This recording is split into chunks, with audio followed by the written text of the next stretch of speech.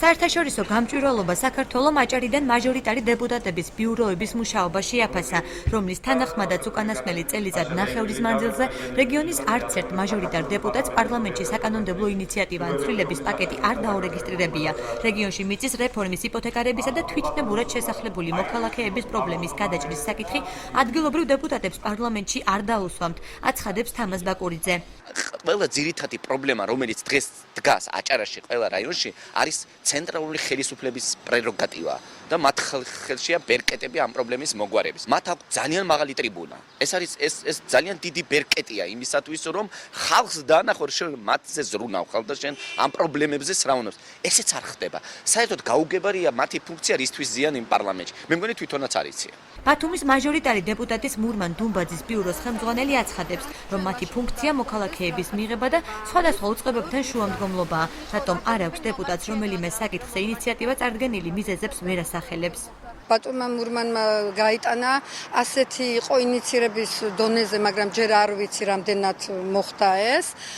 ერთ-ერთი სტუდენტების გათავისუფლებაო, როცა ისინი მუშაობენ საგადასახადო დაქვითვისგან. ჩემი ფუნქცია არის მივიღო მოქალაქეების განცხადება, განვიხილო და შესაბამისად ვიმოქმედო კანონის სრული დაცვით აი ამ განცხადებებზე დავეთანხმო უშუამდგომლო. საერთაშორისო გამჭვირვალობა საქართველოში აცხადებენ, რომ მაჟორიტარი დეპუტატების ბიუროებს შუამდგომლობის გარდა მოსახლეობის საჭიროების კვლევის წარმოება ევალებათ, რომელზე დაყრდნობითაც პარლამენტში საჭირო საკითხების ინიცირება უნდა მოხდეს. ფაქტი ის არის, რომ არც ერთი ბიურო არ ატარებს კვლევას თუ იმასთან დაკავშირებით, თუ რა სჭირდება მოსახლეობას, რა პრობლემები აწუხებს. ჩვენი რეკომენდაცია არის სწორედ ეხება ამ ორ მიმართულებას, ერთი რომ აჭარიდან არჩეული მაჟორიტარი დეპუტატები გააქტიურდნენ საპარლამენტო ცხოვრებაში, რაც შეიძლება მეტად ჩაერთონ კანონმდებლობის დახვეწასა და განახლებაში და მეორე მხრივ მათმა ბიუროებმა მეტი მუშაობა გაწიონ ადგილობრივ მოსახლეობასთან, იმიტომ რომ რეალურად ბიურო წარმოადგენს იმ ორგანოს, რომელმაც ძალიან ბევრი მუშაობა უნდა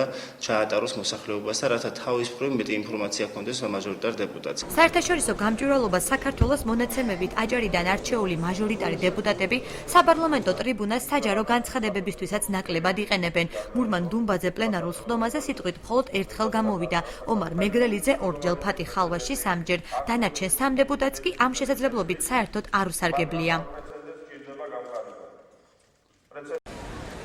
ეროვნულ გამოცდებამდე ერთი დღით ადრე აბიტურიენტები გამოცდების ეროვნულ ცენტრს დაუპირისპირდნენ. ახალგაზრდები ქართული ენისა და ლიტერატურის საგამოცდო ტესტში შეტანილ ცვლილებებს აპროტესტებენ. აბიტურიენტები თვლიან, რომ ისინი გაცილებით ადრე და არა სოციალური ქსელის, არამედ საინფორმაციო საშუალებებით უნდა გაეფრთხილებინათ.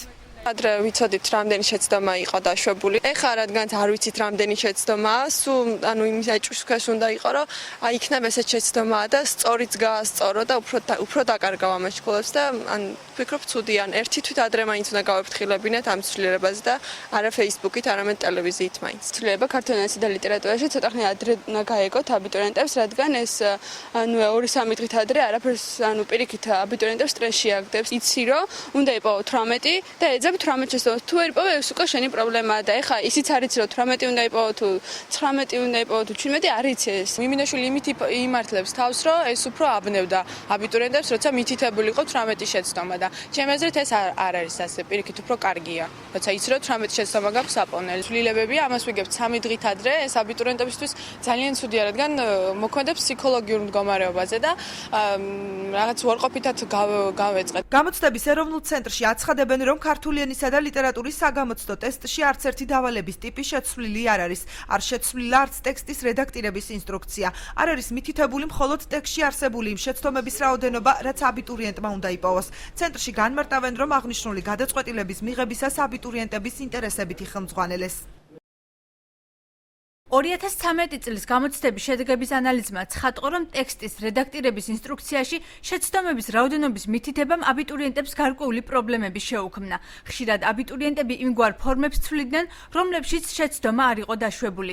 ითვლიდნენ გასწორებული შეცდომების რაოდენობას და ტექსტში რეალურად არსებული შეცდომები ყურადღების მიღმა რჩებოდათ, რის გამოც კარგავდნენ ქულებს. ამიტომაც ტესტში შეცდომების რაოდენობა მითითებული აღარ იქნება.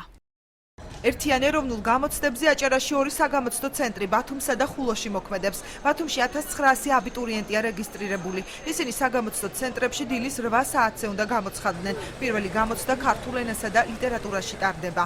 აბიტურიენტები პირველ გამოცდას ჩააბარებენ ქართულ ენასა და ლიტერატურაში. რეგისტრაცია პირველ სესიაზე დაიწყება დილის 8 საათზე, ხოლო ვისაც მეორე სესიაზე მოუხდება გასვლა, მათთვის რეგისტრაცია დაიწყება დღის 2 საათზე. 1900-ზე მეტი აბიტურიენტი მონაწილეობს ბათუმიდან ერთიან ეროვნულ გამოცდებს. ერთიანი ეროვნული გამოცდებით 16 ივლისს დასრულდება.